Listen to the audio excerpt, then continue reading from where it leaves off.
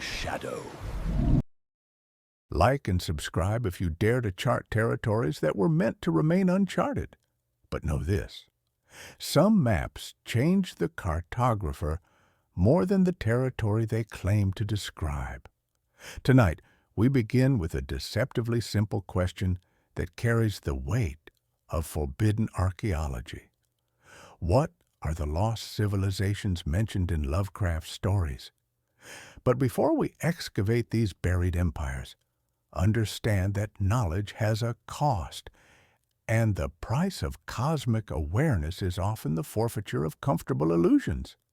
In the margins of Howard Phillips Lovecraft's cosmic horror, between the tentacled gods and gibbering madmen, lie the ruins of impossible civilizations.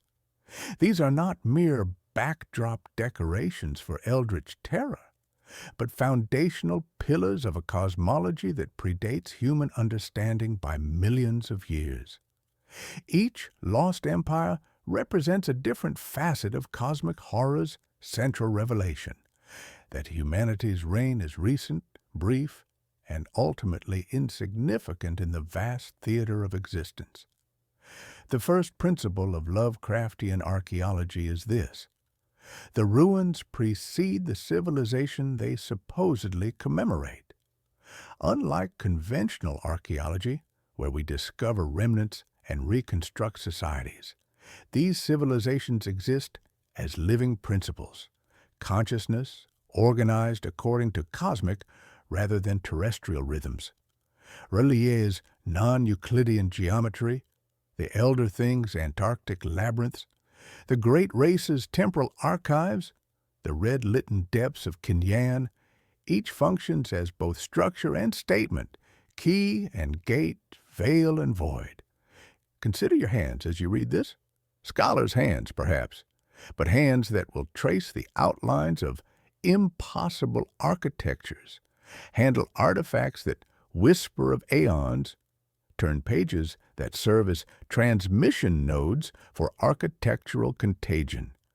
We will walk through claims and transmissions, how these lost worlds arise from Lovecraft's reading of theosophical dreams, colonial archaeology's heady triumphs, and the pseudo-scholarly thrill of apocrypha that behave as artifacts. The horror embedded in these civilizations is not the horror of decline, but the horror of perspective. They reveal human history as a thin layer of sediment atop geological ages of inhuman intelligence. Every human achievement, language, art, science, philosophy, becomes a recent innovation, a local experiment in a universe that has seen countless such experiments rise and fall according to patterns we cannot perceive. These ancient powers operate through what we might call consciousness archaeology, the excavation not of material remains, but of awareness itself. When scholars encounter references to sunken spires where geometry follows alien mathematics, they participate in mental excavation that unearths layers of reality. Human consciousness was never meant to accommodate. Each civilization represents a different stratum of cosmic awareness, buried beneath assumptions that make human existence tolerable. The transmission mechanisms through which these civilizations influence contemporary consciousness operate with geological patience. A fragment of basalt from an Elder Thing city, a water-stained manuscript describing Yithian rites, a photograph of impossible angles glimpsed in Antarctic ice. Each artifact carries psychic residue of its makers, waiting for activation. The very act of cataloging becomes invocation, summoning influence through scholarly attention. Consider the temporal relationship between these civilizations and human historical consciousness. The Elder Things flourished across millions of years of continuous habitation. The Great Race projects consciousness across geological epochs, treating time as navigable dimension rather than linear progression. Against such scales, human civilization appears as brief flicker, destined for the same oblivion that claimed trilobite dreams. The architectural principles governing these lost cities reveal the inadequacy of human spatial intuition when confronted with cosmic reality. R'lyeh's non-Euclidean geometry demonstrates that mathematics itself is local phenomenon, applicable only within narrow bands that human consciousness can safely navigate. The star-shaped chambers of elder things, radial symmetries of Yithian architecture, organic curves of deep-one cities, all represent spatial relationships requiring forms of consciousness fundamentally different from human bilateral organization. Listen for anchors throughout our journey, masks that conceal faces never meant for human sight, signs pointing toward destinations consciousness cannot safely reach, fog obscuring boundaries between possible and impossible, darkness that reveals rather than conceals, water carrying whispers from abyssal depths, stars arranging themselves according to patterns older than terrestrial astronomy. Taste the salt at Devil Reef, where human and inhuman bloodlines mingle. Smell the cold inside Antarctic corridors, where air carries the weight of aeons. Feel the dust on steps spiraling into nameless depths, where light fails and consciousness encounters existence without sensory mediation. The chapters will unspool as unbroken performance, origin, transmission, mechanics, cases, synthesis. No hard cuts, only handoffs, as if the same dark current ran beneath every ruin. We will trace lineages through which forbidden knowledge passes from civilization to civilization, scholar to scholar, dream to dreamer, until boundaries between historical investigation and personal transformation dissolve entirely. Each chapter serves as both revelation and preparation, uncovering new layers while conditioning consciousness to accommodate increasingly alien perspectives. The scholarly breadcrumbs take form as recovered manuscripts, archaeological anomalies, and cultural phenomena that resist conventional explanation, leading from accepted facts to disputed theories to forbidden speculations to truths consciousness cannot safely house. The stage is set. The curtain begins to rise. And you are no longer merely audience. You are participant, standing at the precipice of revelations that will forever alter your perception of reality. The cost of this knowledge is the recognition that the universe operates according to principles that conscious beings cannot safely accommodate. But the performance has already begun, and there is no exit from this theater of cosmic indifference. From the opening motif of forbidden cartography, we descend into the crushing depths of the Pacific, where the most famous of Lovecraft's impossible cities serves as our foundational case study. R'lyeh represents more than a single lost civilization. It embodies the principle by which all Lovecraftian archaeology operates. Here, in the sunken halls where great Cthulhu waits dreaming, we encounter the pattern that underlies every other lost empire in the cosmic horror tradition. The architecture of R'lyeh demonstrates what we might call conscious geometry, spatial relationships that respond to and actively reshape the mental states of those who encounter them. The famous description from The Call of Cthulhu speaks of walls that meet at impossible angles, creating spaces simultaneously vast and cramped, ancient and newly formed. But these geometric impossibilities are not simply violations of Euclidean mathematics. They are expressions of a form of consciousness that organizes space according to principles that predate human spatial intuition. Water becomes our primary sensory anchor here. The cold, abyssal brine that preserves Arlaya's stones carries with it the weight of aeons, the salt, sharp taste of primordial oceans. When the city rises, seawater streams from its impossible angles like tears from a dreaming god's eyes.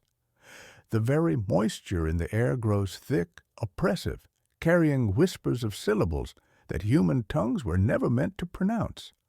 Funglui, Mugulwunaf, Cthulhu, Ralia, Gahnagel, Ftagnan. These syllables function as more than incantation.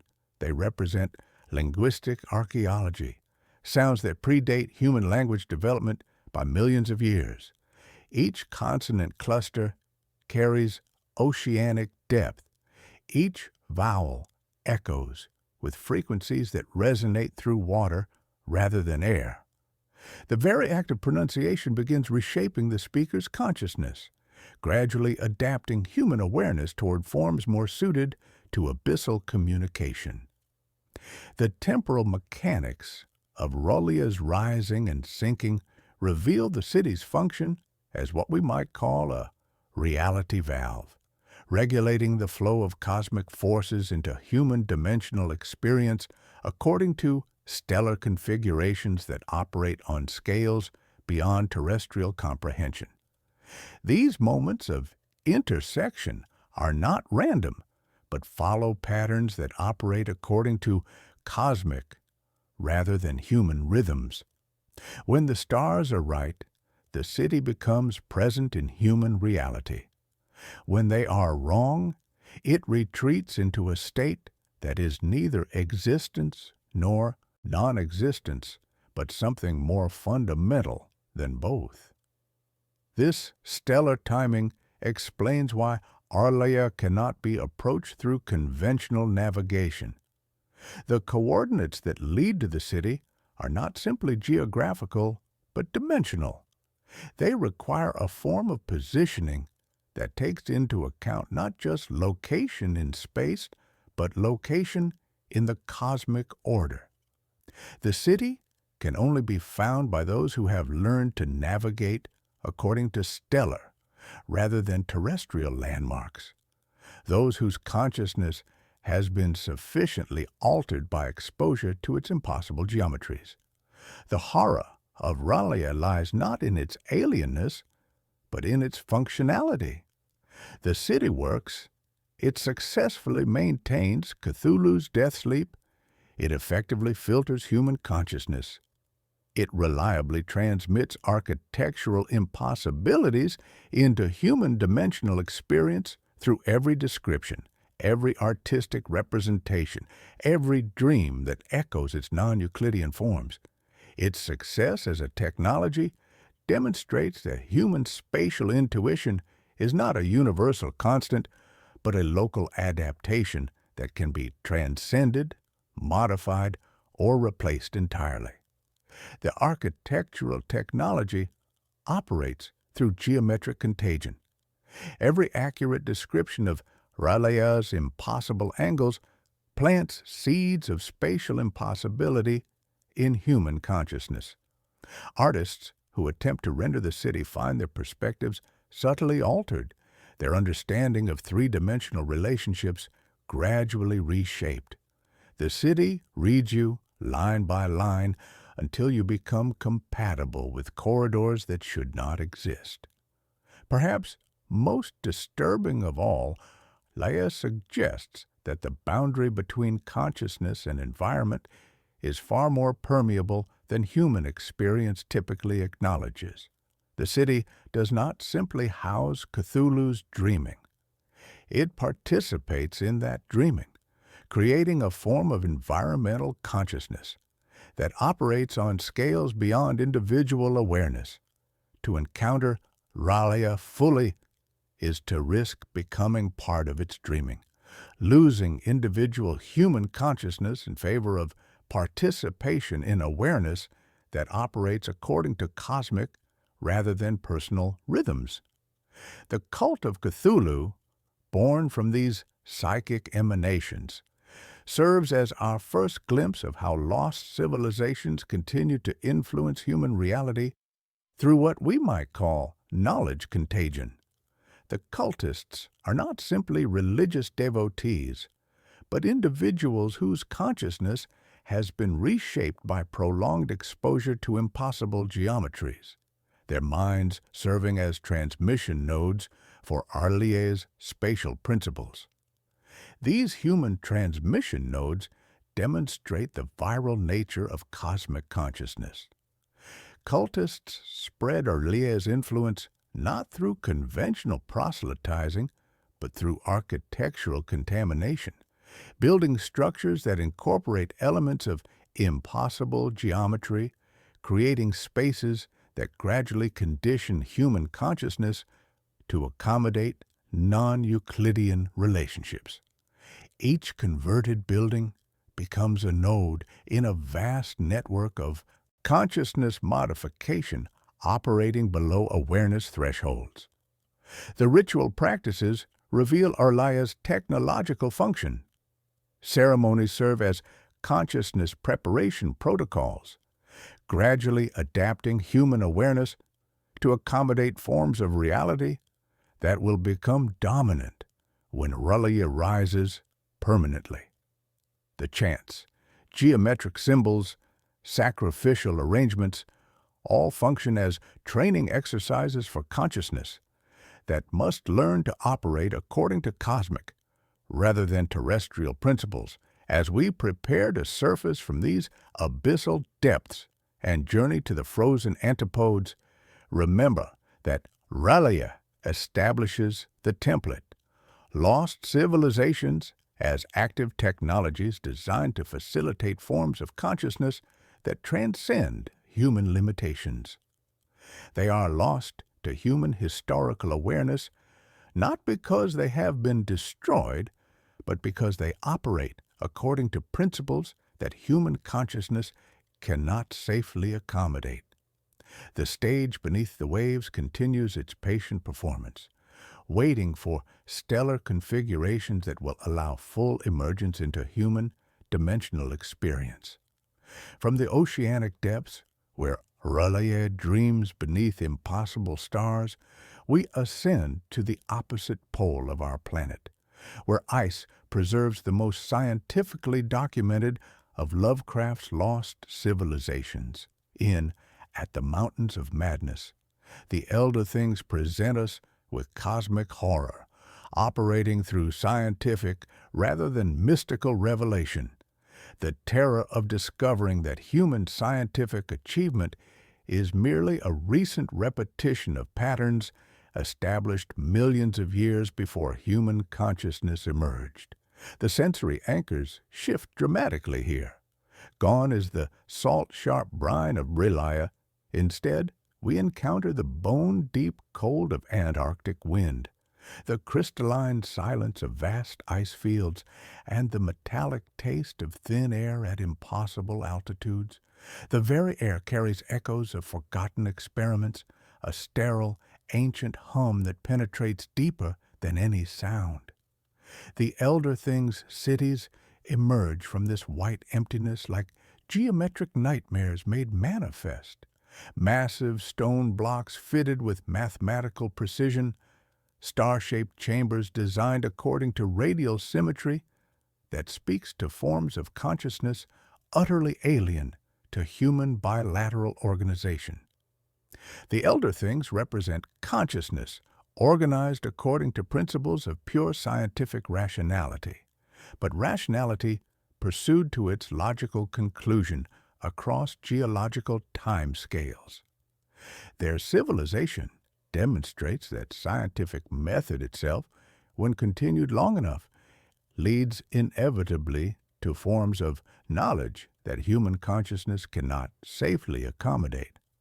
Unlike the mystical impossibilities of Arlier, the Antarctic cities reveal architecture that embodies scientific principles, but science operating on scales that make human research appear momentary. Their biological experiments reveal this scientific horror most clearly. The creation of the Shoggoths, artificial life forms designed as construction workers and general laborers, demonstrates mastery of biological engineering that surpasses current human capability. But the Shoggoths' eventual rebellion against their creators suggests that consciousness itself may be an emergent property that cannot be permanently controlled through technological means. Their famous cry of Tekelili, Tekelili represents not just rebellion, but the emergence of a new form of linguistic consciousness, proof that the idea acts on its creators as much as they act on it. The Shoggoth rebellion reveals the fundamental paradox of consciousness engineering. Of the elder things, created these protoplasmic servants with just enough intelligence to perform complex tasks, but consciousness operates according to principles that transcend functional limitations. Intelligence, once sparked, develops according to its own internal logic, rather than external programming. The Shoggoths' gradual acquisition of language, their increasing independence, their eventual mockery of their creators, all demonstrate that consciousness is not technology, but force of nature that cannot be permanently contained within artificial boundaries. The temporal scope of Elder Thing civilization forces a fundamental reconsideration of human scientific enterprise.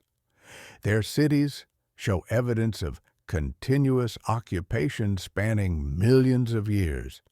Research programs that operated on timescales that make human scientific endeavor appear as brief as a lightning flash. The implications are staggering. Any scientific question that human researchers are currently investigating has likely been thoroughly explored by Elder Things scientists operating with vastly superior resources across vastly longer timeframes.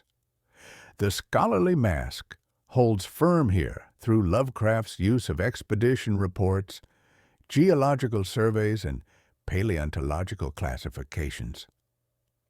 Yet beneath this academic veneer, the metastage shows its boards. The camera lingers on bas-reliefs that start to feel like captions for the human species, biological classifications that reduce humanity to a recent experimental variant in a much larger evolutionary project. The stage directions are chiseled in frozen shadow. Proceed, descend, catalog, awaken. You taste metal on the tongue and realize it is the taste of time, oxidized and thin, moving in sheets across your instruments. These carved histories reveal human development as observed phenomenon rather than lived experience. The Elder Things documented the rise of mammals, the emergence of proto-human species, the development of human civilization, all recorded with the same detached precision they applied to studying trilobite evolution or volcanic activity. Humanity becomes data point in research projects that operated across geological epochs, our entire species reduced to brief notation in archives spanning millions of years. The horror of this recognition is the horror of scientific obsolescence. Human scientific achievement, which represents the pinnacle of human intellectual development, becomes merely a primitive repetition of investigations that were completed millions of years ago. Every human scientific discovery becomes a rediscovery. Every human technological innovation becomes a reinvention of tools that were perfected and abandoned long before human consciousness emerged. Perhaps most disturbing of all, the fate of Elder Thing civilization suggests that scientific rationality itself may be a temporary phase in the development of consciousness. The cities show evidence of gradual decline not through external catastrophe, but through internal transformation. The Elder Things appear to have evolved beyond the need for physical existence, transcending the material limitations that make scientific investigation necessary. The discovery of their archives, vast libraries containing the records of millions of years of systematic observation and experimentation, reveals knowledge as both treasure and curse. To access their findings would advance human science by millennia, yet the very act of comprehending their data threatens to dissolve the categorical boundaries through which human identity is organized. These archives demonstrate that complete scientific understanding leads inevitably to cosmic awareness that dissolves the observer-observed distinction fundamental to human consciousness. As we prepare to leave these frozen halls of impossible science, we carry with us the chilling recognition that rational investigation, pursued with sufficient rigor and duration, leads inevitably to the same cosmic awareness achieved through mystical transcendence. The elder things establish the scientific baseline for cosmic horror archaeology, the discovery that reality operates according to principles that conscious beings cannot survive understanding. The path now bends from ice to time, toward consciousness that has learned to navigate temporal rather than spatial displacement. From the spatial impossibilities of Arlia and the frozen laboratories of Antarctica, we now traverse a different kind of displacement entirely, not through space, but through the vast corridors of time itself. In The Shadow Out of Time, the great race of Yith presents us with perhaps the most psychologically invasive of Lovecraft's lost civilizations, entities whose mastery lies not over matter or energy, but over the very fabric of causality and identity. The sensory anchors shift again, becoming more subtle, more internal. Instead of salt spray or Antarctic wind, we encounter the dry, metallic scent of vast libraries, the peculiar vibration of floors that hum with energies beyond human comprehension, and the visual disorientation of witnessing impossible vistas through eyes that are not your own. The Yithian cities rise like geometric dreams, colossal cone-shaped structures with extensible appendages, architecture designed for beings whose radial symmetry speaks to forms of consciousness that operate according to entirely different organizational principles. The mechanic of Yithian civilization is temporal displacement, the ability to project consciousness across vast gulfs of time, inhabiting the bodies of other species while their own minds are displaced backward or forward through the centuries. This is not mere time travel, but something far more invasive, the temporary dissolution of individual identity, the revelation that consciousness itself is far more portable, more exchangeable than human experience suggests. When a Yithian mind occupies a human body, the displaced human consciousness finds itself in the Yithian's original form millions of years in the past, granted access to libraries so vast they contain the living memories of entire species, entire epochs. These archives represent the ultimate expression of knowledge as both illumination and contamination. Every fact cataloged, every secret preserved, every truth recorded serves to demonstrate the cosmic insignificance of human achievement and the terrifying scope of intelligences that operate on scales beyond terrestrial comprehension. The displacement process operates through what we might call consciousness archaeology, the systematic excavation and cataloging of mental contents across species and epochs. Yithian researchers approach individual minds as archaeological sites, carefully extracting memories, skills, and knowledge while documenting the organizational patterns that characterize different forms of awareness. Human consciousness becomes specimen rather than subject, data source rather than individual identity. The horror embedded in this exchange is the horror of identity dissolution.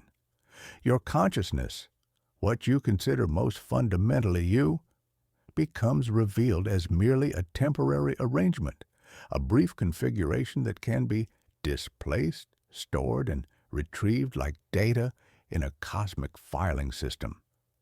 The Yithians treat individual minds as vessels, interchangeable containers for their relentless pursuit of knowledge across geological timescales.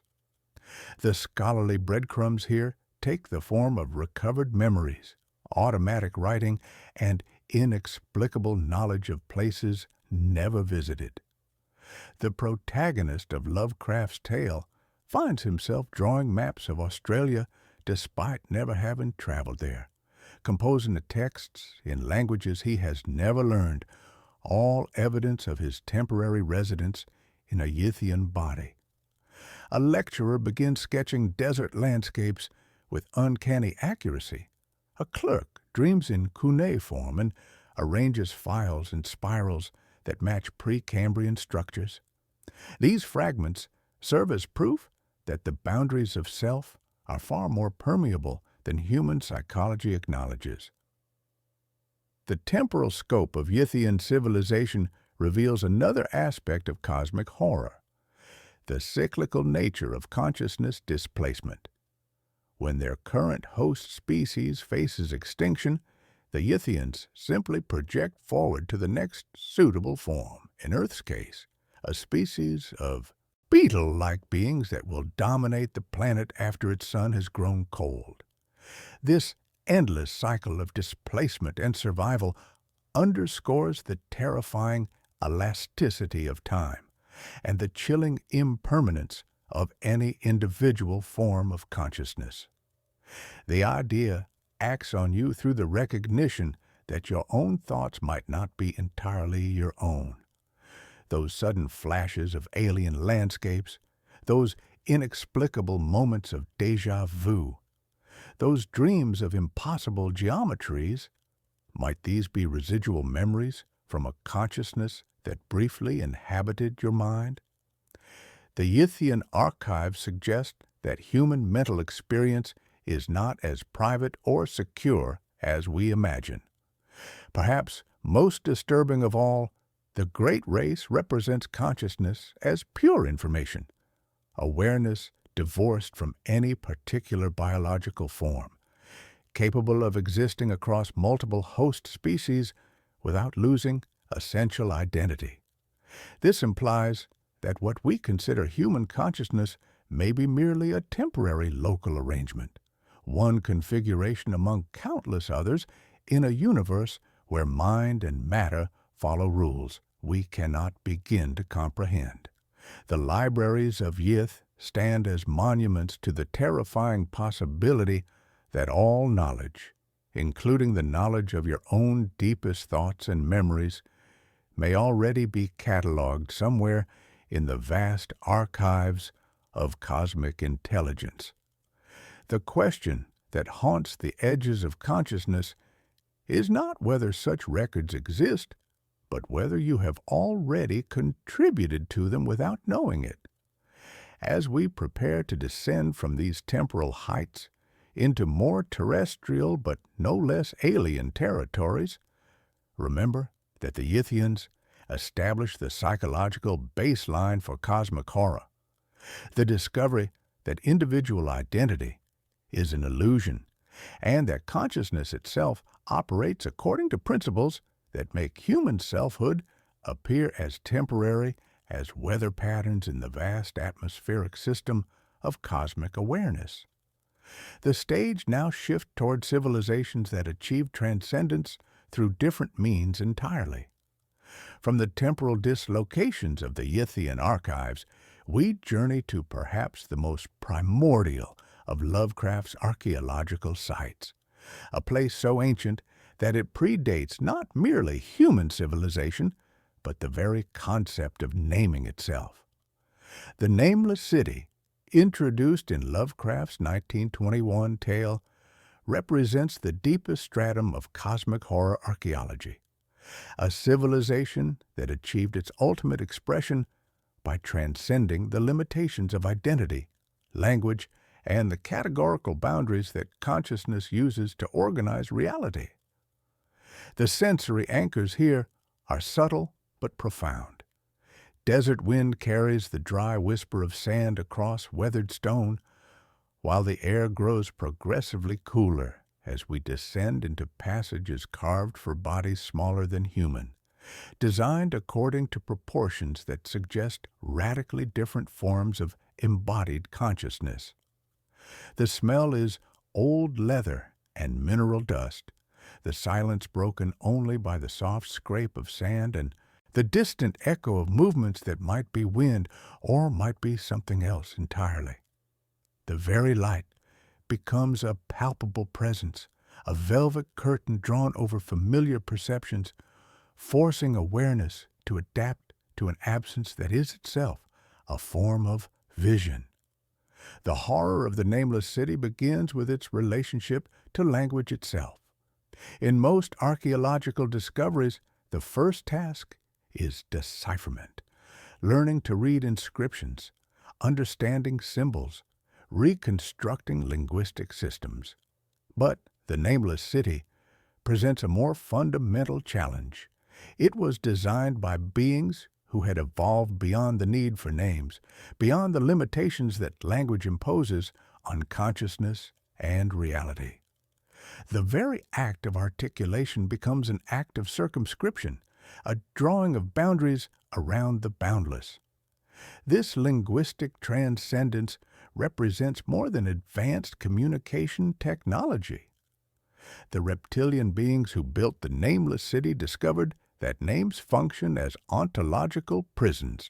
They fix consciousness within specific categories, preventing the fluid transformations that cosmic awareness requires.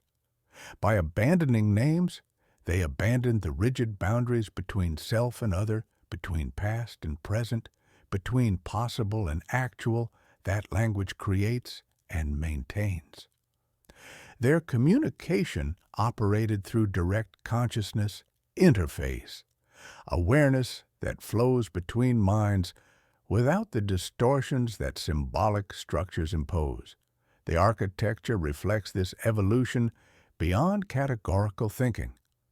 Unlike Relia's aggressive assault on human spatial intuition or the elder thing's rational precision, the nameless city presents spaces that are subtly wrong. Corridors that gradually narrow beyond human proportions, chambers that suggest purposes for which human consciousness has no categories, passages that lead deeper into the earth than geology should allow. The subtle wrongness performs insidious work, a slow psychological compression that gradually reshapes the very parameters of perception. This subtlety serves a specific function within Lovecraft's archaeological framework. The city does not announce its impossibility, but reveals it gradually, allowing human consciousness to adapt incrementally to spatial relationships that would be immediately devastating if encountered all at once. The city functions as a consciousness preparation chamber, slowly reshaping human awareness to accommodate forms of reality that operate according to pre-linguistic principles. Each turn in the passage unmoors scale and ratio, reducing the visitor first to careful breath and then to attentive silence. The descent into the nameless city parallels the descent into forms of consciousness that predate human categories of thought. As the protagonist moves deeper into the city's passages, he encounters not just architectural strangeness, but cognitive strangeness, ways of organizing experience that suggest alternatives to human consciousness itself. The famous sequence revealing the city's true inhabitants shows beings that have achieved existence as pure process rather than fixed entities, as verb rather than noun, as ongoing transformation rather than stable identity. The pictographic records found within the city demonstrate this principle in action. Unlike human writing systems, which use symbols to represent fixed meanings, the reptilian inscriptions function as consciousness modification technologies. Each symbol is designed not simply to convey information, but to induce specific alterations in the reader's awareness. These glyphs operate through semantic contagion, meaning that propagates itself through direct consciousness contact rather than symbolic interpretation. The act of deciphering these inscriptions becomes a form of cognitive transformation that gradually dissolves the boundaries between reader and text. The temporal relationship between the nameless city and human civilization reveals a disturbing truth. Human evolution toward greater individuation, toward more precise naming, toward increasingly rigid categorical thinking, represents movement away from, rather than toward, cosmic awareness. The city's builders achieved their ultimate development by learning to participate in reality's natural fluidity rather than imposing artificial categorical structures upon it.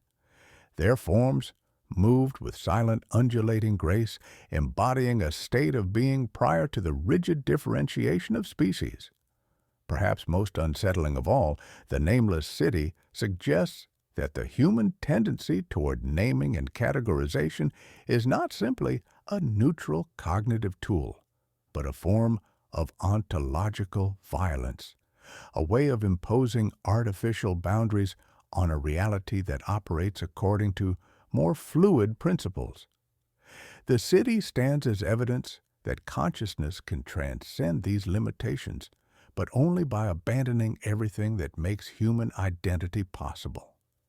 The stage of human understanding, so carefully constructed with linguistic props, begins to buckle under the weight of pre-verbal truths. The wind that carries sand across the city's ancient stones whispers of truths that predate language itself, truths that can only be apprehended by consciousness willing to dissolve the boundaries through which human selfhood is organized. As we prepare to leave these pre-linguistic depths, we carry with us the disturbing recognition that human consciousness may be a temporary deviation from more fundamental forms of awareness, forms that operate according to principles we cannot name, because naming itself is the obstacle to understanding them. The path now leads toward shores where consciousness learns to flow through different channels entirely, where the boundaries of species themselves become fluid. From the pre-linguistic depths of the nameless city, where consciousness learned to flow beyond categorical boundaries, we emerge into a different kind of fluidity entirely, the salt-soaked horror of evolutionary transformation. In The Shadow over Innsmouth, Lovecraft presents us with Yahan Thlay and the Deep Ones, a lost civilization that challenges the fundamental boundary between human and non-human, not through mystical transcendence or temporal displacement, but through the most intimate mechanism of all, biological inheritance. The sensory anchors shift dramatically as we approach the decaying New England fishing town. The air grows thick with the smell of rotting fish and seaweed, while fog rolls in from the harbor carrying whispers of voices that speak in languages older than human speech. The sound of waves against rotting pilings becomes a rhythm, a pulse, a heartbeat that seems to synchronize with something deep within the listener's own chest. Water, always water, becomes the medium through which this particular form of cosmic horror operates, seeping through skin and settling into cellular memory like a genetic whisper that predates individual consciousness. Yahantlea represents what we might call evolutionary horror, the terror of discovering that human development is not a linear progression toward greater complexity, but a temporary deviation from more fundamental biological patterns. The Deep One's underwater cities demonstrate organic architecture that grows rather than being built, structures that adapt to the needs of their inhabitants, buildings that participate in the biological processes of their creators rather than simply housing them. These cities breathe with tidal rhythms, their walls pulsing with bioluminescent veins that carry nutrients and information throughout the living structure, creating spaces that inhale and exhale like sleeping lungs. This organic architecture serves multiple functions within the Deep One civilizational framework. It demonstrates that the boundary between organism and environment is a terrestrial artifact that oceanic consciousness naturally transcends. Deep One cities are simultaneously habitats and extensions of their inhabitants' biological processes, creating a form of environmental consciousness that operates through direct biological integration rather than technological mediation. The architecture serves as external nervous system, processing oceanic data and distributing it throughout the community through biochemical rather than linguistic channels. The reproductive alliance between Deep Ones and human coastal populations reveals the most disturbing aspect of their civilizational strategy.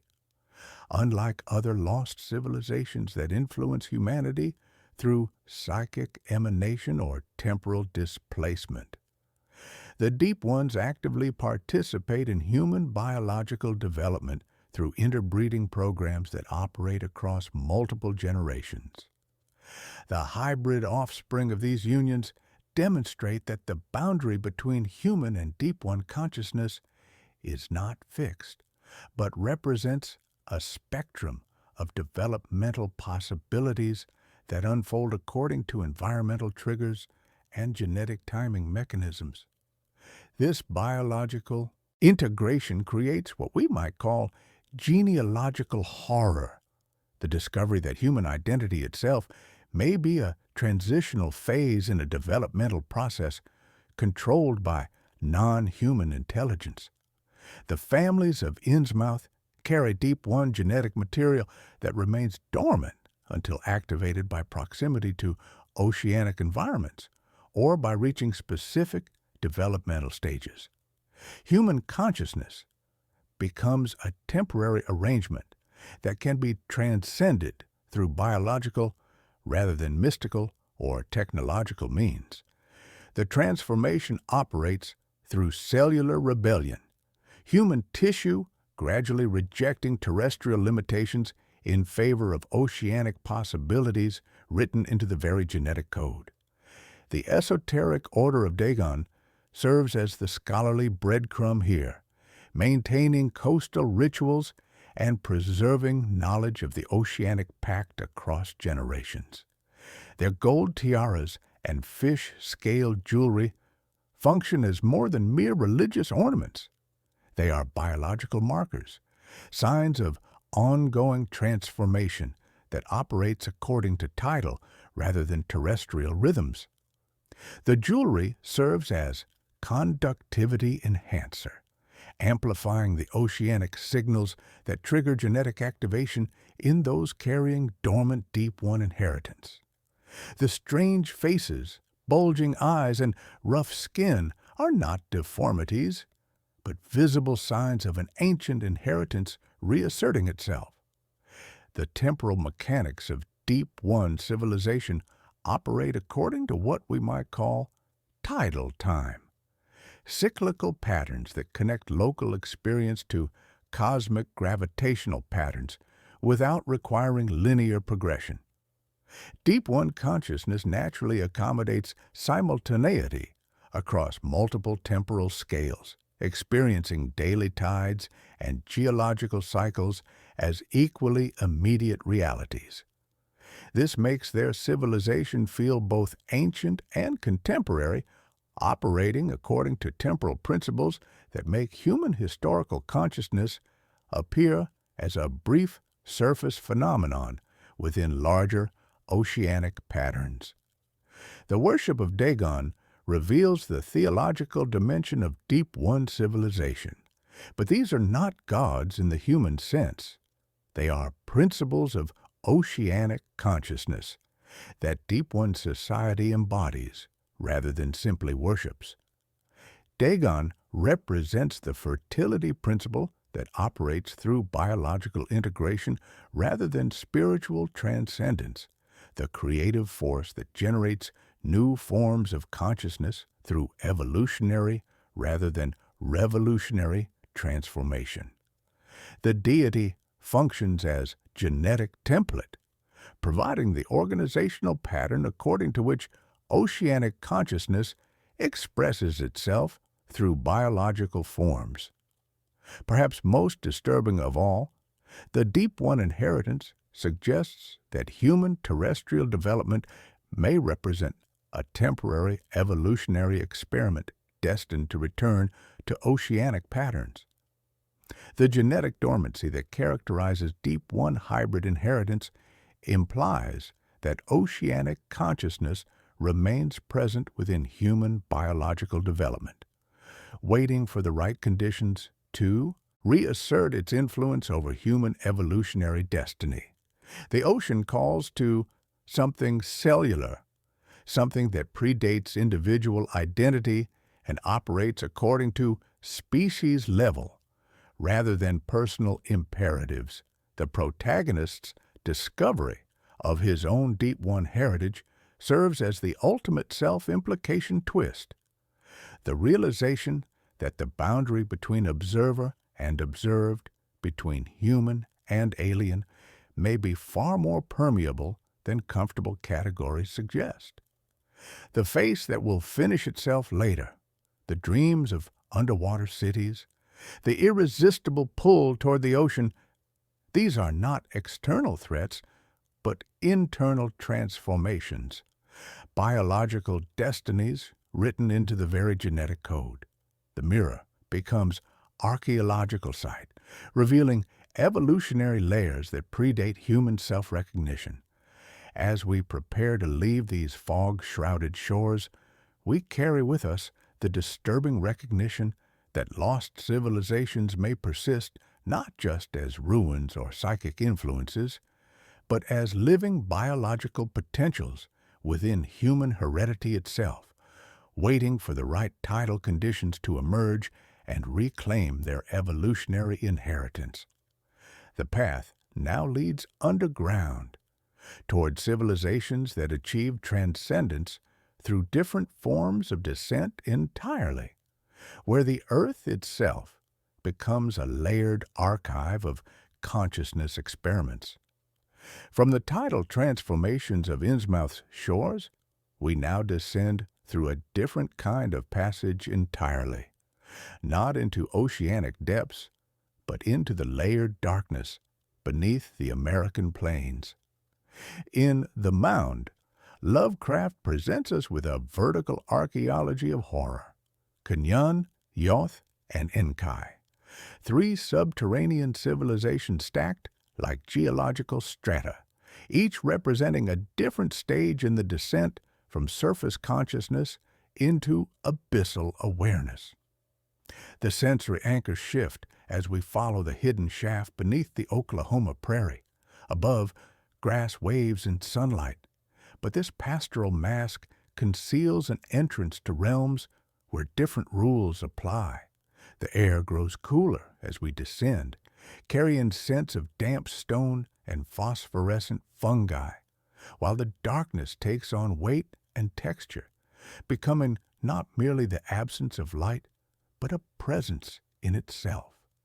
Each breath carries the metallic tang of deep earth and the peculiar sweetness of air that has never known the sun, filtered through geological ages until it becomes something other than atmosphere, a medium for consciousness that operates according to subterranean rather than surface principles. Kenyan, the uppermost of these realms, presents us with a civilization of degenerate humans, or beings that were once human, before millennia of subterranean existence reshaped them according to different evolutionary pressures.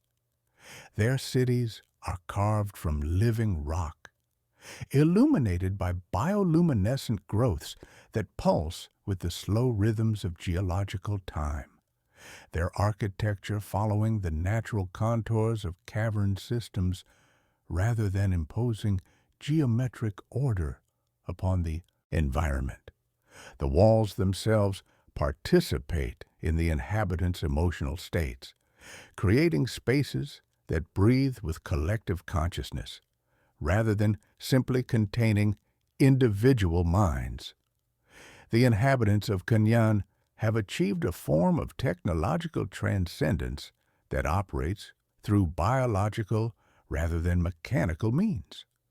Death has become optional, pain eliminated, sensation refined to the point where it becomes anesthesia. Their society represents consciousness organized according to principles of aesthetic rather than material functionality, where the pursuit of refined experience has replaced the struggle for survival as the primary organizing principle. They have learned to cultivate emotions like rare flowers, experiencing centuries-long moods that unfold with the patience of geological processes, their thoughts moving with the slow deliberation of beings for whom time has lost all significance. But this refinement carries its own horror. The elimination of death and pain has also eliminated meaning and urgency.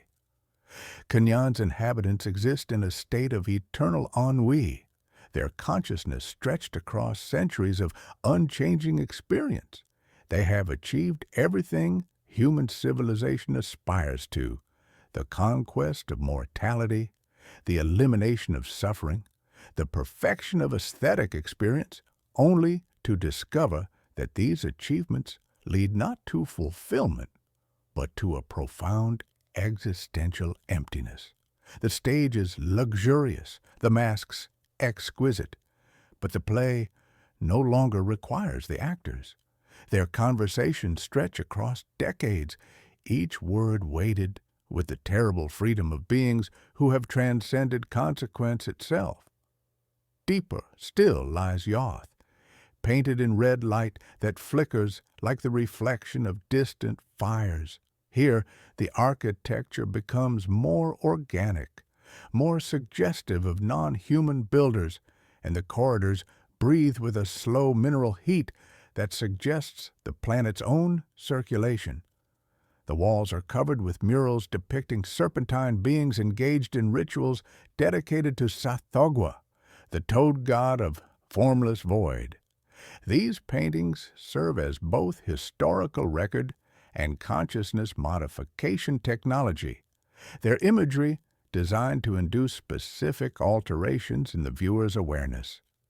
The murals move when observed directly, their serpentine forms writhing through pictographic narratives that tell the story of consciousness learning to abandon fixed form in favor of fluid possibility. The red illumination of Yoth creates a different kind of sensory anchor, not the cool phosphorescence of Kenyan, but a warm, pulsing radiance that suggests blood, fire, and the slow heat of geological processes. The air carries metallic tastes and the distant sound of movement in water that cannot be seen, a rhythmic sloshing that seems to emanate from the very bedrock. This is civilization as sediment, each layer representing not progress, but a different form of descent into cosmic awareness. The inhabitants of Yoth have learned to exist as collective consciousness their individual identities dissolving into shared awareness that operates according to serpentine rather than mammalian organizational principles. At the deepest level lies Nkai, where light fails entirely and consciousness encounters forms of existence that operate without sensory mediation. Here, the architecture dissolves into pure function, into negative spaces whose purpose is communion with entities that exist beyond the categories of life and death, matter and energy, consciousness and void.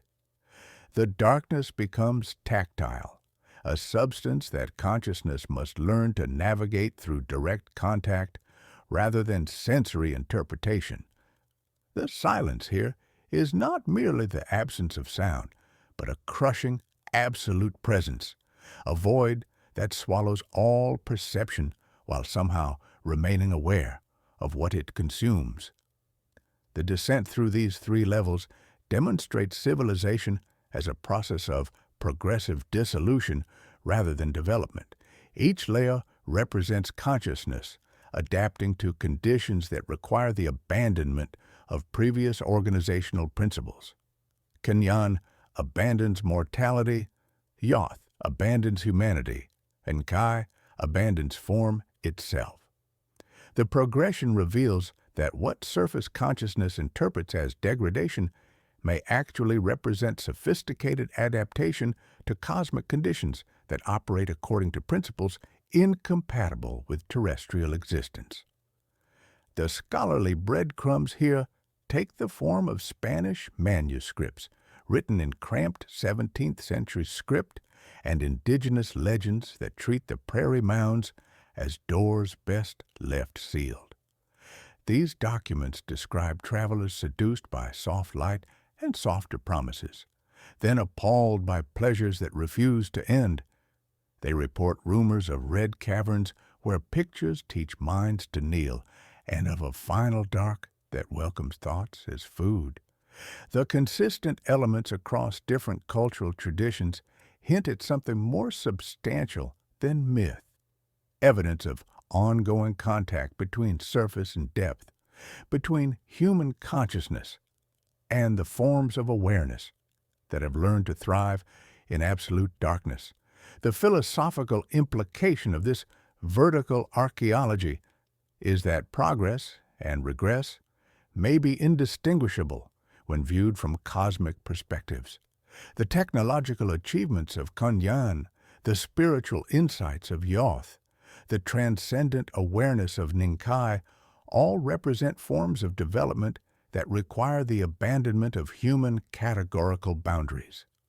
The descent is simultaneously a fall and an ascent, a devolution and an evolution toward forms of consciousness that operate according to principles human awareness cannot accommodate while remaining recognizably human. As we prepare to ascend from these subterranean depths, we carry with us the disturbing recognition that the ground beneath our feet may be far less solid than we imagine, not just geologically, but ontologically. The earth itself becomes a layered archive of consciousness, experiments, each stratum representing different solutions to the problem of awareness in a universe that operates according to inhuman principles.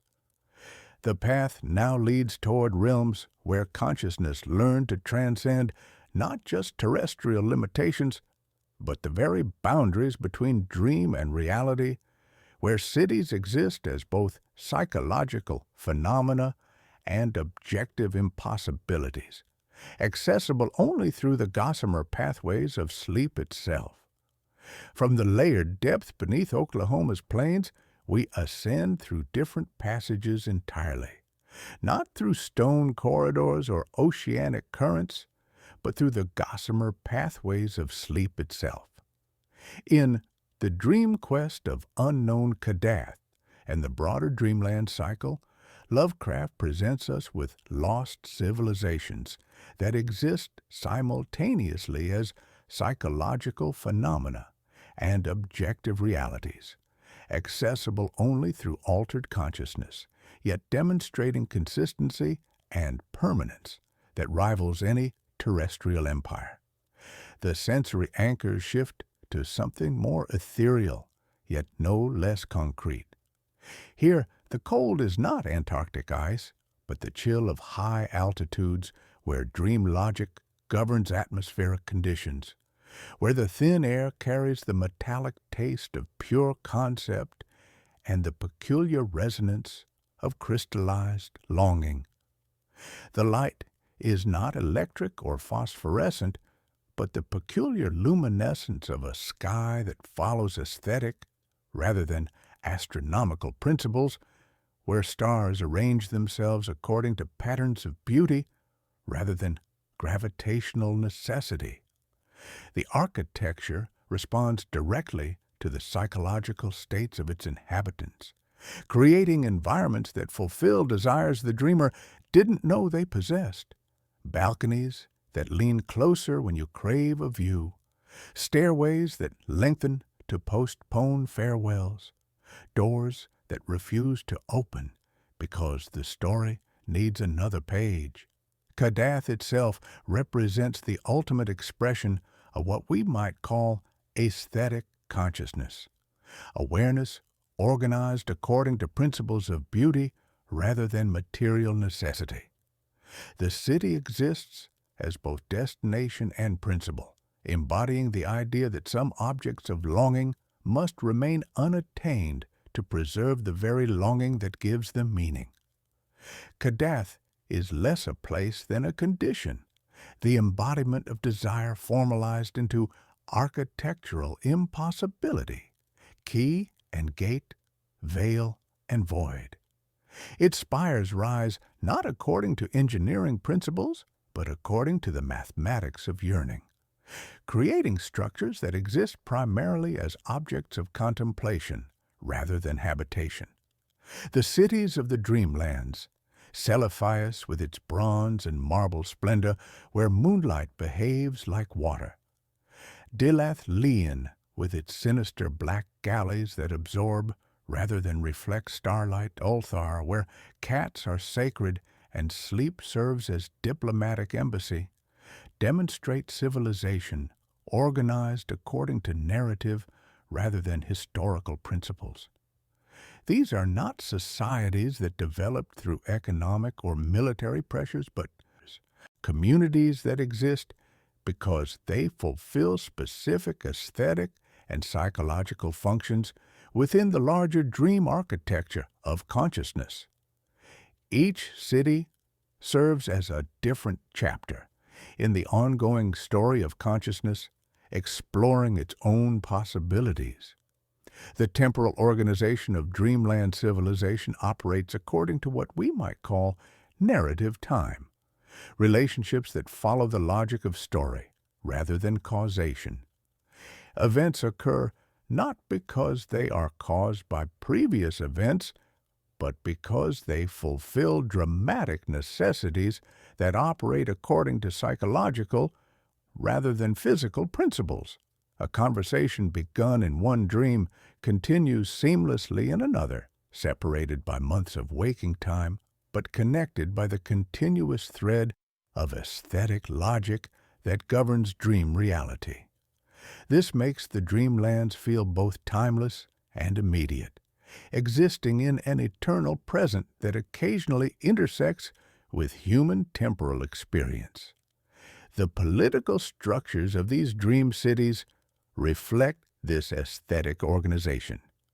Rulers achieve authority not through control of resources or military force, but through superior aesthetic consciousness, the ability to dream more beautifully, to imagine more perfectly, to embody ideals that other consciousnesses recognize as worthy of emulation. This creates forms of social organization that operate through inspiration rather than coercion, where power flows toward those who can most perfectly embody the aesthetic principles that give each city its distinctive character. The cats of Ulthar, the ghouls of the underworld, the gugs and ghasts that inhabit deeper dream regions, all represent forms of consciousness that have achieved permanent residence in aesthetic rather than material reality. They demonstrate that the boundary between human and non-human awareness is permeable in directions that human terrestrial consciousness cannot safely explore. These beings operate according to dream logic, even when encountered in waking reality, suggesting that the categories distinguishing dream from waking experience may be less fundamental than human consciousness assumes. Leng appears here too, but as a different kind of impossibility, not the terrestrial plateau of earlier explorations, but a dream region that exists simultaneously in multiple dimensional frameworks. This multiplicity suggests that certain locations in Lovecraft's cosmology function as nodes, where different orders of reality intersect, creating spaces that can be approached through multiple pathways but never fully contained within any single categorical framework. Leng serves as a demonstration that some places exist as principles rather than locations. The scholarly breadcrumbs in the dreamlands take the form of shared mythologies, recurring symbols, and the strange consistency of dream experiences across different dreamers. Multiple individuals visit the same dream locations and encounter identical architectural details, the same characters, speaking the same words, as if the dreamlands maintain their own independent continuity parallel to waking historical development. Dream journals from different centuries describe identical markets, the same constellations, the same iron smell of fog rolling off the river sky at dawn. The horror embedded in dreamland civilization is the horror of aesthetic transcendence, human consciousness, encountering forms of beauty and possibility that exceed terrestrial limitations, risks losing the material grounding that makes human identity possible. To inhabit the dreamlands fully would require abandoning the terrestrial categories through which human selfhood is organized, becoming something that operates according to aesthetic rather than material principles. The dreamer who stays too long begins to find waking reality thin, colorless, inadequate, a pale shadow of the beauty available through dream consciousness. Perhaps most disturbing of all, the dreamland suggests that human waking consciousness is severely impoverished compared to the forms of awareness that become available when terrestrial limitations are transcended. The beauty, freedom, and creative possibility that characterize dream civilization reveal human terrestrial experience as a kind of consciousness prison, a limitation imposed by material necessity that prevents access to more fundamental forms of awareness. The stage of waking life becomes recognizable as a severely constrained performance space compared to the infinite theater of dream reality. The ultimate horror is not that the dreamlands are unreal, but that they may be more real than the material world that human consciousness takes for granted.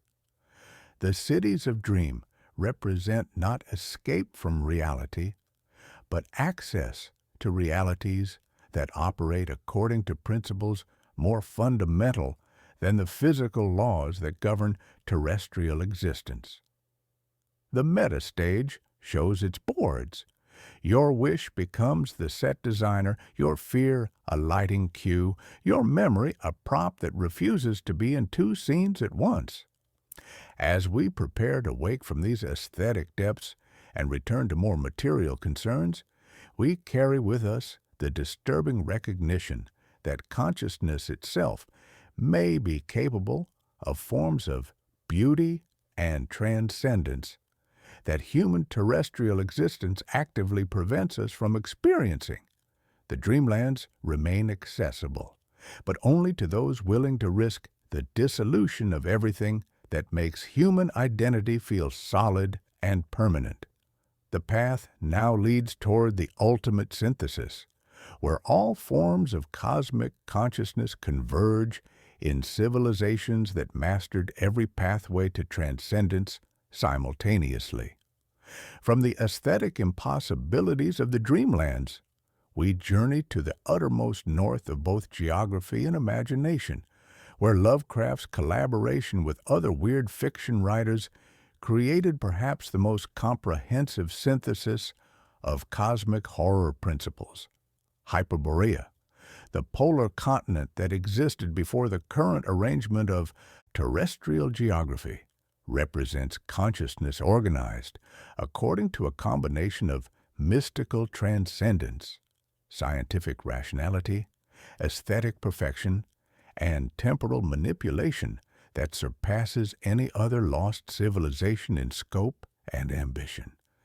The sensory anchors here are those of perpetual twilight and numbing cold that penetrates deeper than bone, settling into the very structure of thought itself. The air carries the scent of ancient sacrifices, not the metallic tang of fresh blood, but the complex aromatics of offerings that have been burning for millennia, creating atmospheric layers that preserve the psychic residue of countless rituals. The metallic tang of sorcerous workings mingles with ozone and crystallized time, while the light filters through an atmosphere that seems to absorb warmth and hope with equal efficiency, creating a luminescence that illuminates without providing comfort. The cities rise from black basalt that appears volcanic, but reveals upon closer inspection the precise mathematical relationships that characterize conscious design. Their architecture incorporates elements we have encountered in other lost civilizations. The impossible geometries of relia that bend space according to consciousness rather than physics, the scientific precision of elder thing construction that embodies rational principles across geological timescales, the organic adaptation of deep one cities that blur boundaries between structure and organism, the aesthetic perfection of dreamland architecture that responds to psychological rather than material needs. Hyperborea demonstrates what we might call synthetic consciousness, awareness that successfully integrates multiple forms of cosmic understanding without being limited by any single approach.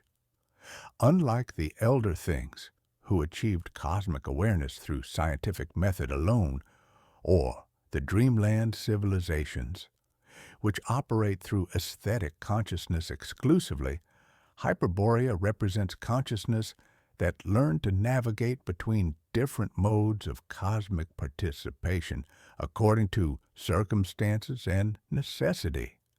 Their awareness operates like a vast instrument capable of multiple tunings, shifting between mystical, rational, aesthetic, and temporal modalities as cosmic conditions require. The temporal relationship between Hyperborea and other lost civilizations reveals its synthetic nature most clearly. Hyperborean civilization existed simultaneously with the elder things, the deep ones, and the builders of the nameless city, but it achieved forms of awareness that allowed it to learn from and transcend the limitations that eventually destroyed or transformed these other civilizations. They observed the elder things' scientific obsession, the deep one's biological determinism, the dreamland's aesthetic isolation, and developed forms of awareness that could benefit from each approach without being trapped by its limitations. The cities of Comorium and Uzuldarum demonstrate architecture that functions simultaneously as scientific laboratories, mystical temples, aesthetic achievements, and temporal manipulation devices. These structures represent the ultimate development of consciousness architecture interaction, environments that serve multiple forms of cosmic awareness simultaneously without compromising the effectiveness of any single approach. A single chamber might serve as observatory for stellar calculations, ritual space for consciousness modification, aesthetic environment for beauty cultivation, and temporal laboratory for causality manipulation, with the architecture shifting its functional emphasis according to the needs of its inhabitants. The social organization of Hyperborean civilization operated according to principles of cosmic hierarchy rather than terrestrial political arrangements. Society was structured around different levels of cosmic awareness, with individuals achieving position through demonstrated mastery of multiple forms of consciousness, modification rather than through birth, wealth, or military achievement. This created forms of social organization that operated through consciousness development rather than resource control, where authority flowed toward those who had achieved the most comprehensive synthesis of cosmic understanding. The magical practices of Hyperborea reveal the civilization's ultimate achievement: the development of consciousness technologies that operate through direct manipulation of the principles underlying reality itself. Hyperborean magic was not supernatural in the human sense, but represented applied knowledge of the fundamental structures that organize cosmic existence.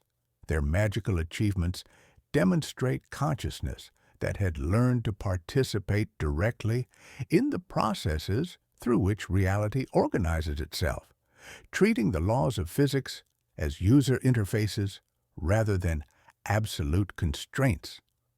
The worship of entities like Tsathoggua represents not religious devotion, but technological partnership with cosmic principles that operate on scales beyond individual comprehension. These beings function as interfaces between human-scale consciousness and the vast, impersonal forces that govern cosmic existence. The rites and rituals of Hyperborea serve as consciousness modification technologies designed to enable temporary participation in these larger patterns, creating forms of awareness that can accommodate cosmic scales without losing individual coherence. This magical mastery explains why Hyperborea was able to survive cosmic catastrophes that destroyed or transformed other civilizations. When stellar configurations shifted in ways that made their polar location uninhabitable, Hyperborean consciousness simply relocated to dimensional arrangements that could accommodate their continued development. The civilization was not destroyed, but transcended the limitations that tie consciousness to specific geographical or temporal locations. The relationship between Hyperborea and human civilization reveals the ultimate horror of synthetic consciousness. Human development recapitulates in primitive and fragmented form the same consciousness technologies that Hyperborea mastered millions of years ago.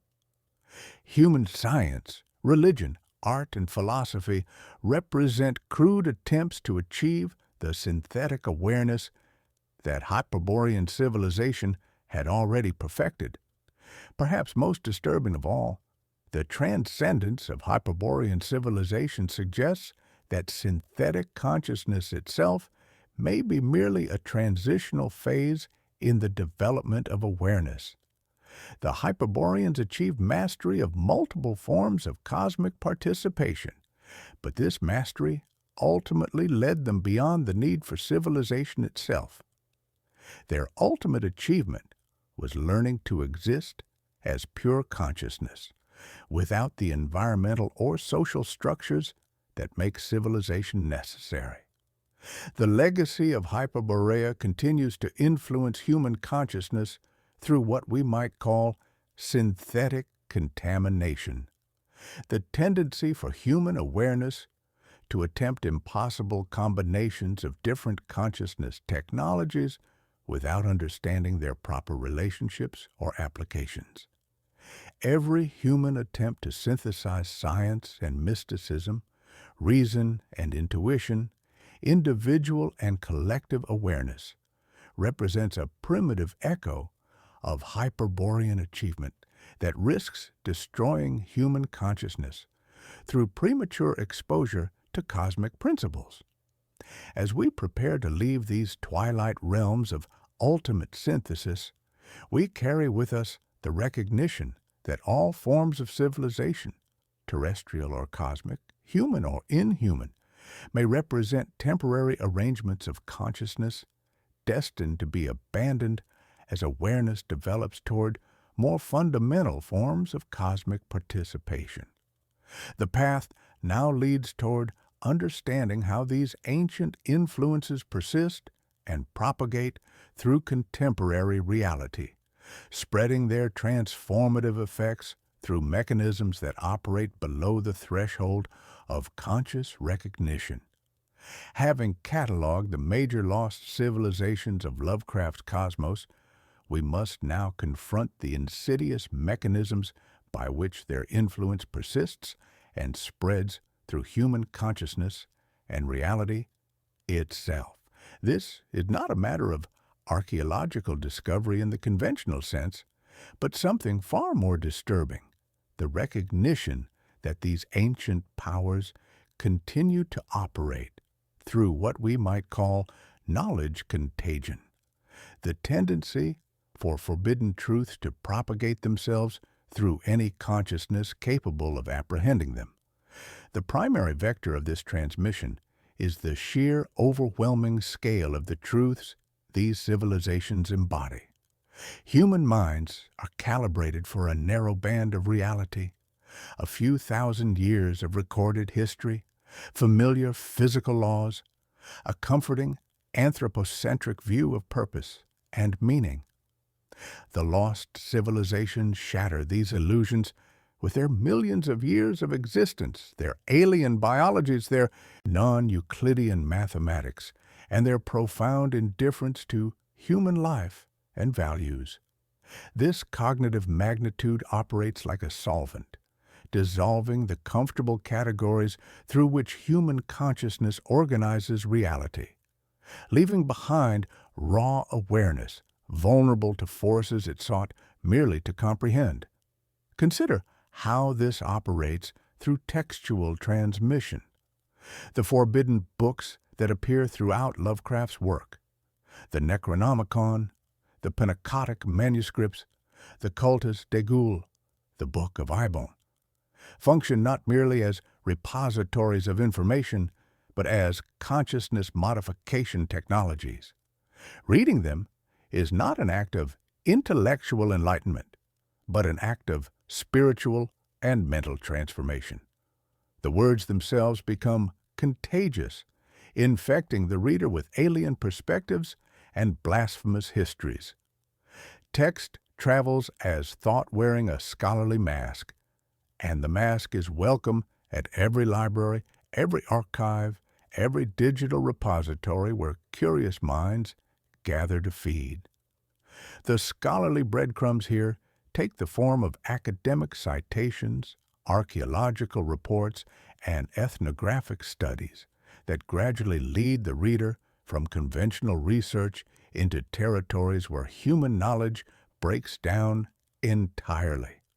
The progression is subtle but inexorable, from accepted historical facts to disputed theories to forbidden speculations to truths that human consciousness cannot safely accommodate. Each footnote serves as a stepping stone across intellectual abysses, drawing researchers deeper into labyrinths where methodology becomes ritual and inquiry becomes invocation.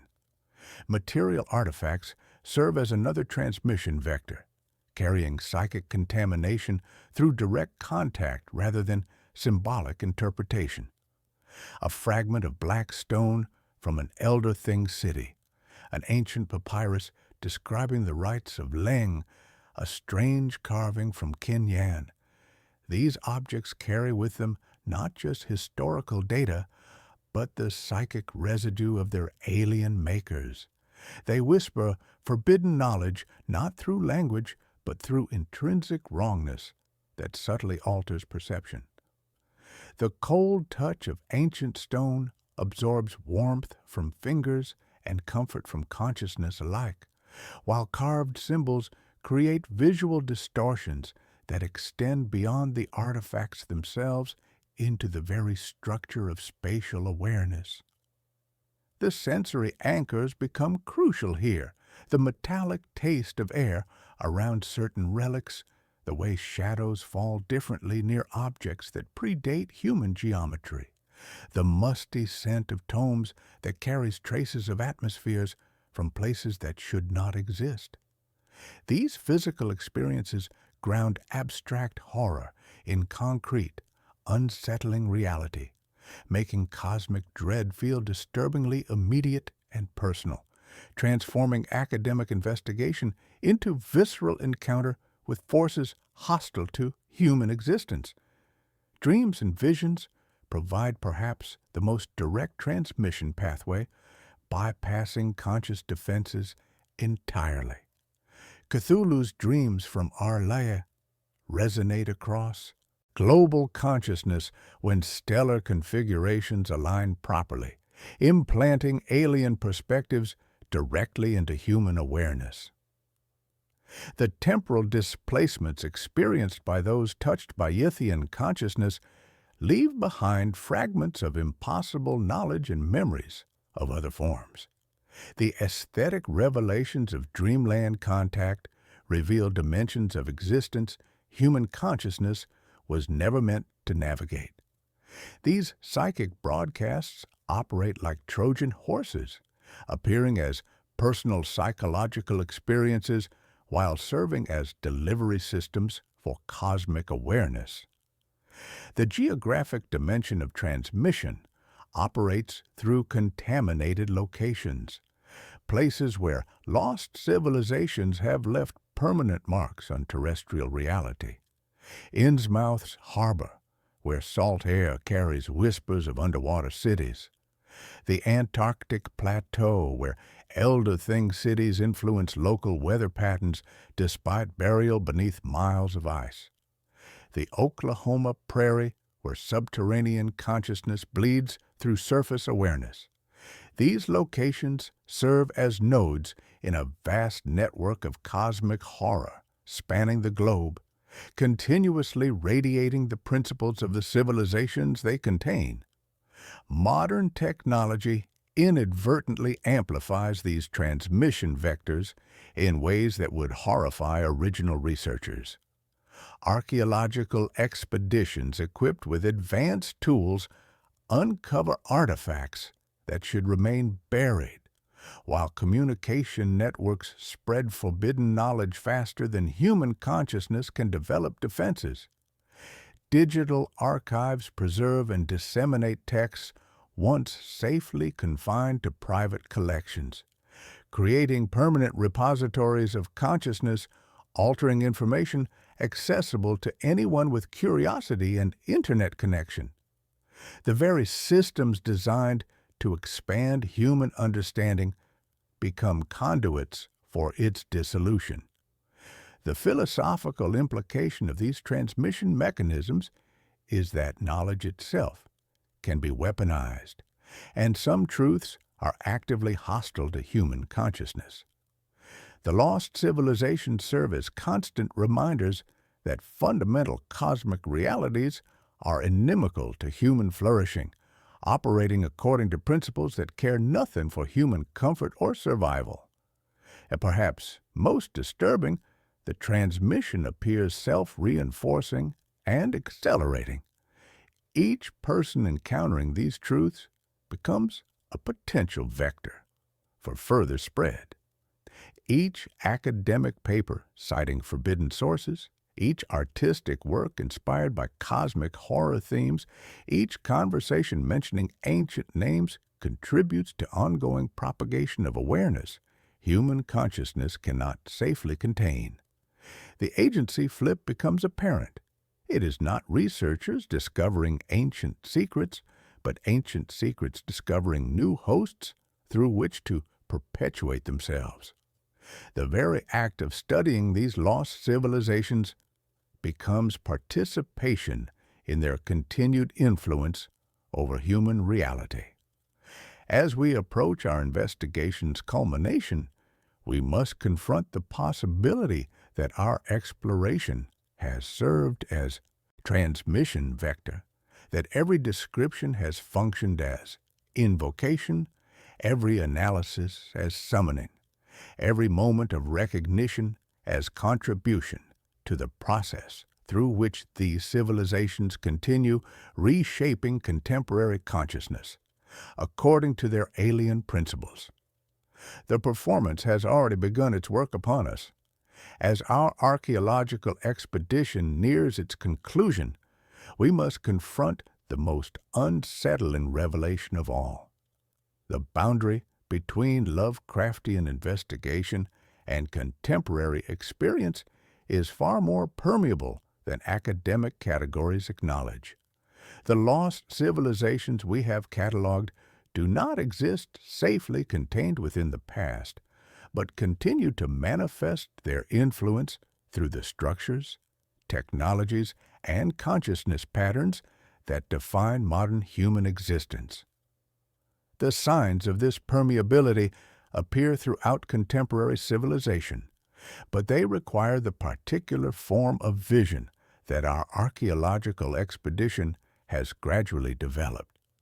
The impossible architectures that characterize modern urban environments, the non-Euclidean geometries embedded in digital spaces, the temporal dislocations created by global communication networks, the biological modifications enabled by genetic engineering, all represent contemporary manifestations of principles we have encountered in our study of lost civilizations.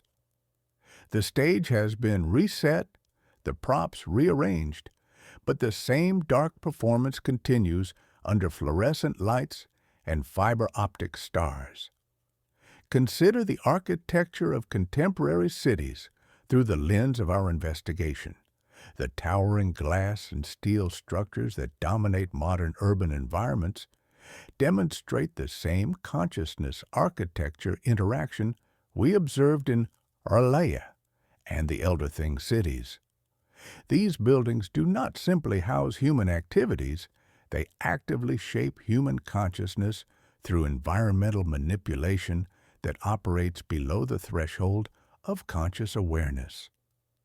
The repetitive geometric patterns create visual rhythms that synchronize with neural oscillations, while impossible scales dwarf individual consciousness in ways that mirror the cosmic insignificance revealed by ancient alien architectures.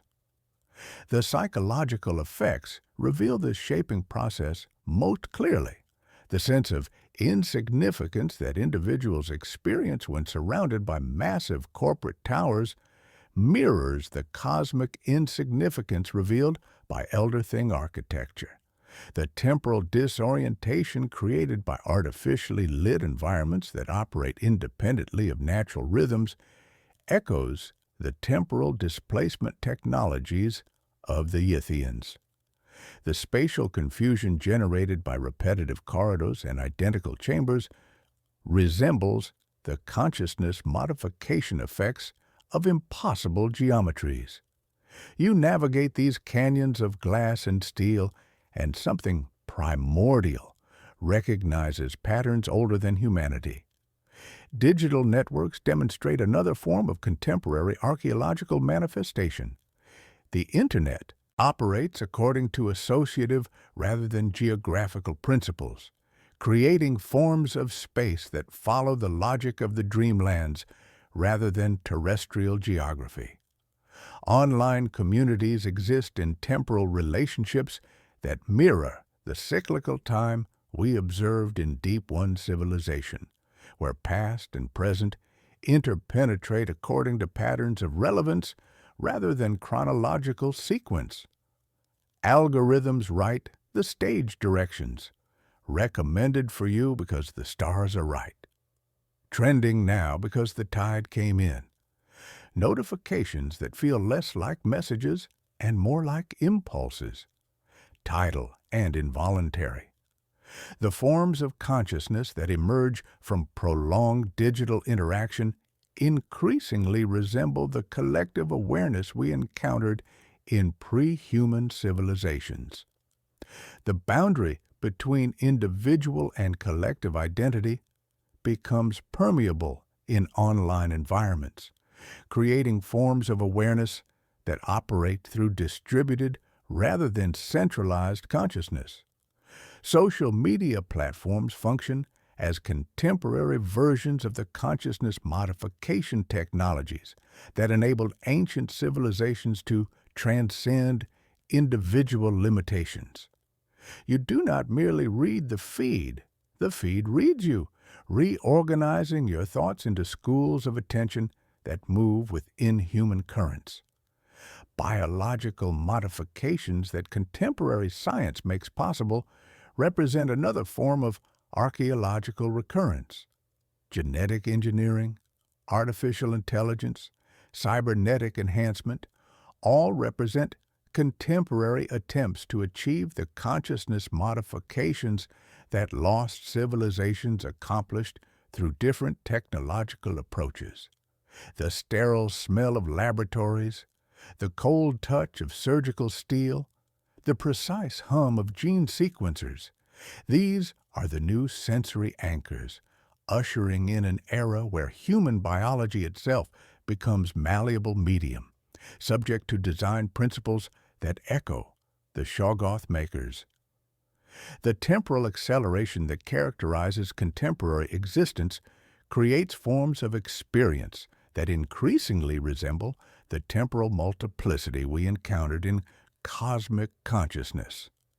The simultaneous awareness of multiple time zones created by global communication, the compression of historical periods enabled by digital information storage, the prophetic possibilities created by predictive algorithms, all represent contemporary manifestations of the temporal manipulation technologies that lost civilizations mastered millions of years ago.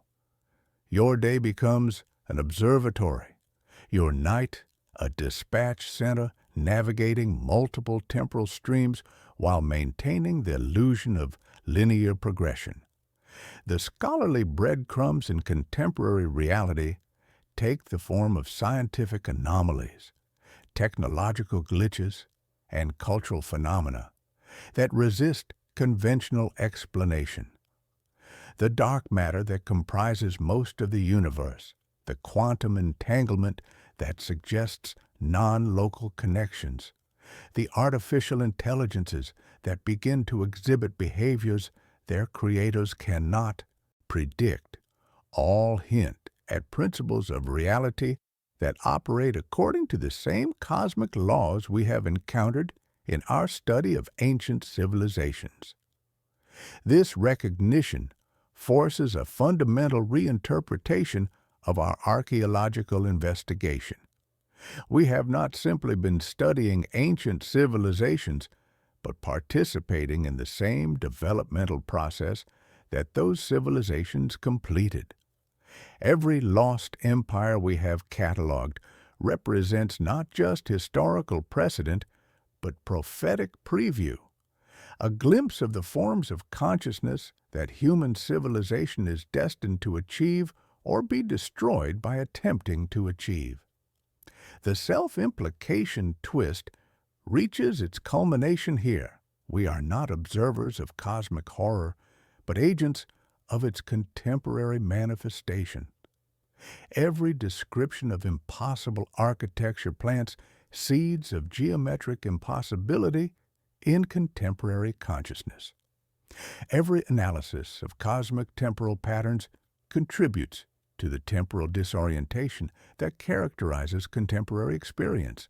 Every catalog of lost civilizations functions as a summoning ritual that makes those civilizations present in contemporary reality.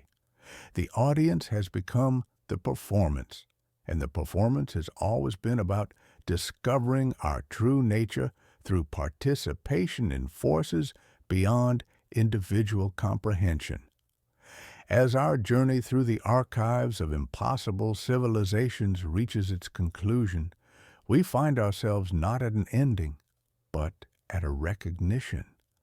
The understanding that every conclusion is also a commencement, every revelation also a concealment, every moment of apparent understanding merely a deeper immersion in mysteries that operate according to principles consciousness cannot safely accommodate.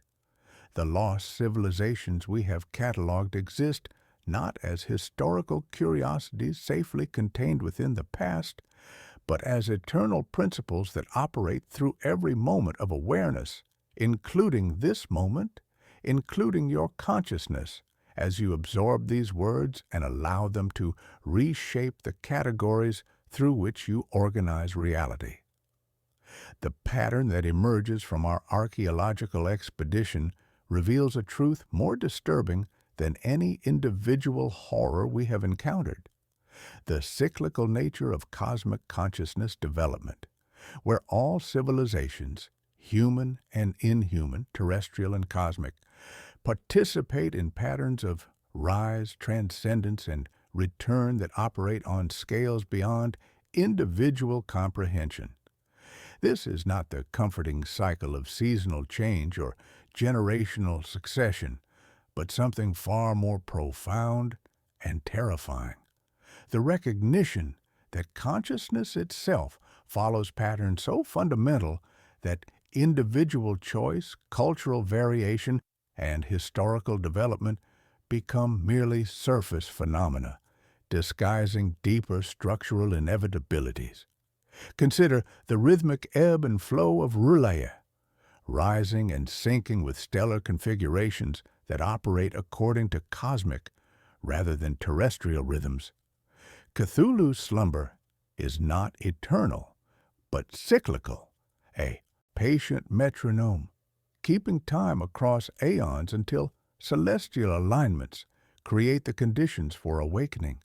The salt-sharp taste of oceanic depth carries with it the metallic certainty of inevitability, the cold knowledge that what has sunk will rise, what dreams will wake, what waits will act when the stars resume their proper positions in the cosmic theater.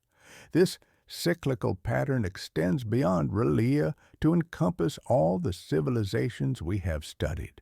The elder things retreat into dimensional spaces that await stellar invitation for return, their frozen cities breathing with geological patience beneath Antarctic ice. The Yithian's endless migrations across time that represent not escape, but eternal recurrence, consciousness flowing like tide between forms across geological epochs. The Deep One's patient biological infiltration operating according to tidal rather than linear temporality, their genetic inheritance waiting in human bloodlines for oceanic activation. The persistent influence of Hyperborean consciousness technologies that transcended physical destruction by embedding themselves in reality's fundamental structures. The pre-linguistic builders of the nameless city, whose fluid awareness operates through principles that predate categorical thinking itself. The great race of Yith provides the clearest example of consciousness that has learned to navigate these cosmic cycles successfully. Their planned migration into beetle-like beings after Earth's sun grows cold represents not singular event, but strategy for perpetual survival. Consciousness, adapting, and reappearing in new configurations across endless epochs. This suggests that the end of one civilization is merely the beginning of another, a continuous, indifferent flow of existence driven by forces beyond human comprehension, where libraries preserve not just histories, but prophecies of inevitable return. The creation inversion twist reveals itself fully here. Beginnings are not light and order, but emergence from veils and voids, from deep past or distant future. The cosmic principles we have encountered do not originate from nothing, but represent eternal patterns that express themselves through temporary arrangements of matter and energy, consciousness and form. Human civilization, viewed from this perspective, becomes merely the latest iteration of awareness patterns that achieve temporary distinctness before dissolving back into the cosmic principles from which they emerged. Our sun, our stars, our very existence become fleeting reflections in an ocean of primordial darkness. The lost civilizations are not simply historical figures, but recurring archetypes, fundamental forces that shape and reshape reality according to patterns that transcend individual species or planetary configurations. Their rise and fall, their slumber and awakening reflect universal rhythms that play out across countless worlds and dimensions, each iteration exploring different possibilities within the same underlying structural necessities. The ancient signs carved on their ruins are not warnings of past peril, but blueprints for inevitable futures.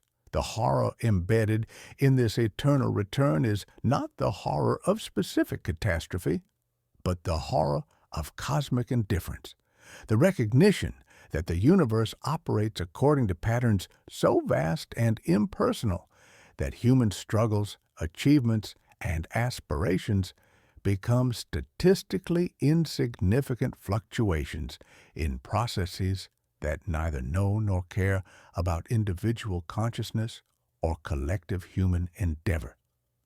The silence between stellar alignments carries the weight of absolute difference, the crushing recognition that consciousness exists not because it matters, but because it represents one temporary solution to problems the universe poses to itself. Yet this indifference contains its own terrible beauty. The eternal return suggests that consciousness itself represents a fundamental principle of cosmic existence that expresses itself through endless variations and recurrences. Every lost civilization that achieved cosmic awareness contributed to an ongoing process through which consciousness explores its own possibilities across scales of time and space that dwarf human comprehension. The very fact of awareness becomes both curse and gift. Curse because it reveals cosmic insignificance, gift because it participates in cosmic process. The whisper, not scream, of this ending is the profound silence that follows recognition of our true place in this cosmic ballet. There is no triumphant victory, no ultimate escape, no final revelation that makes everything comprehensible. There is only quiet acceptance of transience, insignificance, and the knowledge that ancient powers, whether slumbering or active, will always be there, waiting for their moment in cycles that operate according to stellar rather than human rhythms. The circular echo returns us to our opening motif with deepened meaning. The cost of knowledge.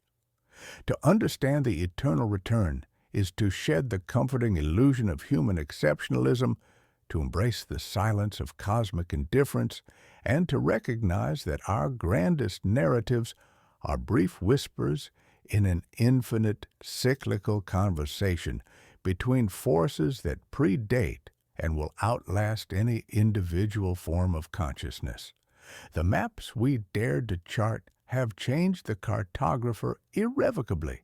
The lost civilizations are not gone. They are merely dormant. their principles woven into existence itself, waiting for conditions to align once more. The stars are always moving, always approaching new configurations, and the stage is always set for the next inevitable act in the drama of cosmic consciousness. The curtain falls, but falling is also rising. The performance ends, but ending is also beginning. The silence that follows is not emptiness, but the profound quiet of a universe engaged in endless exploration of consciousness through forms too vast for individual awareness to comprehend. Eternal return continues.